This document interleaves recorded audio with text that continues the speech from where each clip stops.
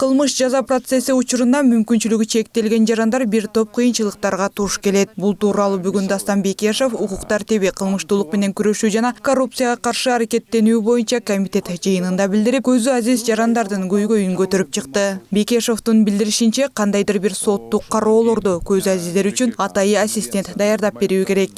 Кылмыш жаза процесс болгондо көз азиз жарандар бир топ кыйынчылыктарга туш келет экен. Мисалы, анын тууганы жок болсо, бекер даже адвокатты берсе, мисалы ал потерпевший болобу же тескерисинче подозреваемый болобу, ошого бир киши керек. Материалдарды окуганга, ошол материалдарды адаптацияны кылууга, мисалы компьютер аркылуу окуйбу, башка сканер менен өткөзүп ошону окуйбу, ыңгайлуу кылып бир киши керек экен. Бирок эл өкүлү бул сунушту өкмөт менен башкы прокуратура четке кагып жатканын белгиледи. Себеби өкмөт каражат маселесин шылтоолосо, башкы прокуратура башка жүйөлөрдү келтирген. Башкы прокуратура дагы өзү терс пикирин көрсөтүп жатат. Булар айтып атышат, ассистент аны адвокат кыла алса, жумушту кылса болот, анын ассистент жөн эле СИЗОго кире албайт.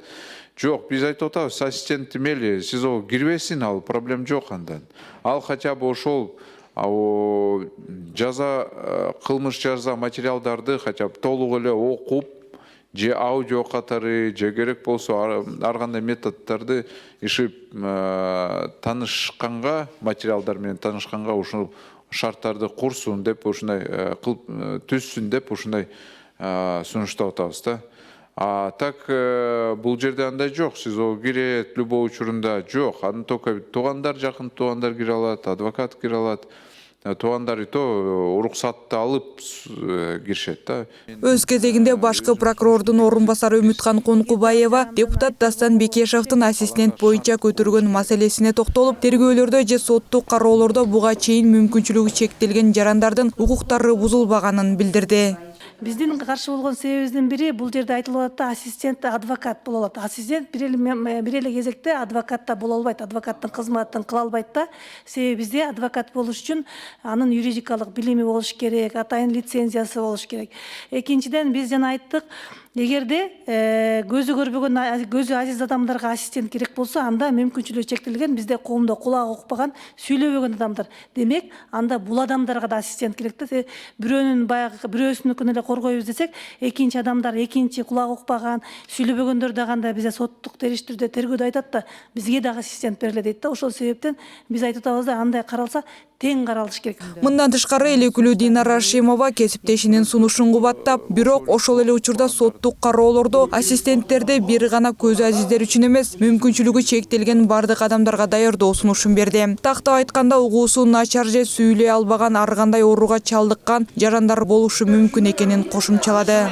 Негизи биз баягы инклюзивдик мамиле кылабыз десек, бир гана анда көзү азиздерди эске албашыбыз керек да. Себеби ассистенттер дудуктарга керек болуп калат.